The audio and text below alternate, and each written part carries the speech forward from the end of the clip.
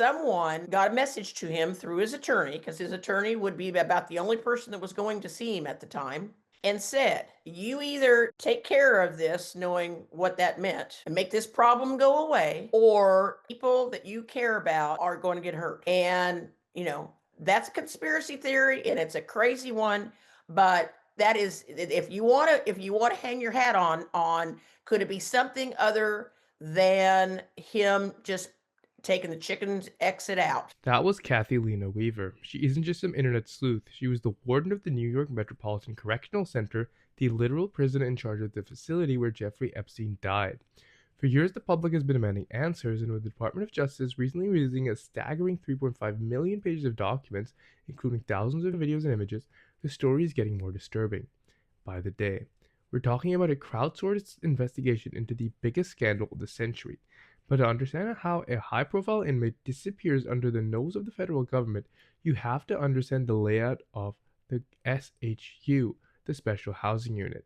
And according to Weaver, getting to Epstein should have been next to impossible. If he was housed in that particular part of the unit, it is very, very difficult for anyone to get to that area. It's a complete separate set of security that you go through once you get into the special housing unit. Think about that. This unit was specifically reinforced to hold the Guantanamo 6.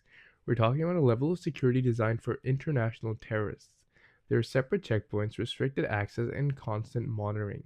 On paper, Jeffrey Epstein was in the safest place on earth to keep him alive for trial.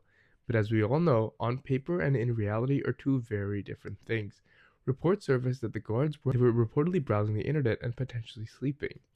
Weaver, with 25 years of experience, explains exactly why the official timeline of that negligence feels off. If they missed a 30-minute check, unfortunately, I'd have to say after 25 years of experience, it would not surprise me, but not hours. I just don't, I would never believe that that would happen. That's the professional's perspective. In a high stakes environment like the SHU, a 30-minute lapse is a mistake. A multi hour lapse, that's a total system failure. And it wasn't just the guards. The cameras outside his cell, the ones that mattered most, were conveniently malfunctioning. But the DOJ files did catch something strange. At 10:40 p.m., a figure in orange is seen moving upstairs. The official word is that it was an inmate orderly delivering linen. But Weaver points out a major red flag with that explanation. Well, first of all, if they were wearing orange, they were not an officer. They were what's called an inmate orderly. And depending on, and no, certainly 10:40 p.m. Is not a time that the orderly should be out and working.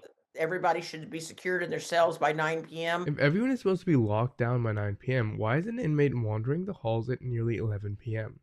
Weaver calls it inappropriate practice. The DOJ found no criminality among the guards, but in a world of high stakes litigation and international scandals, these inappropriate moments add up to a very convenient window of opportunity. Then there's the question of Epstein's mental state. He had just come off suicide watch 36 hours prior. Was he genuinely recovered, or was he playing a much more calculated game?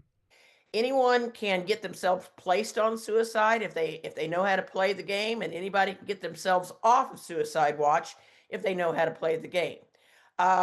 He was by no means an ignorant individual.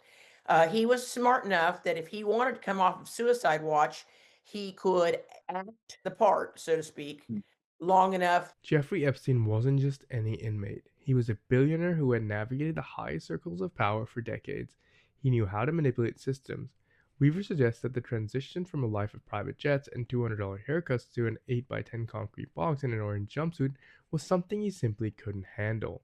Whether he took the chicken's exit because he couldn't face the music or because he was terrified of a message sent through his legal team, the result is the same. The truth went to the grave with him. Weaver calls it a perfect storm, the worst possible timing for every security measure to fail at once. When the person who ran the prison says she finds the hours-long gaps hard to believe, it's time to look closer at those 3.5 million pages. Was it negligence, or was it a coordinated clearance? Let me know your theories in the comments, and subscribe to this channel for the latest entertainment news.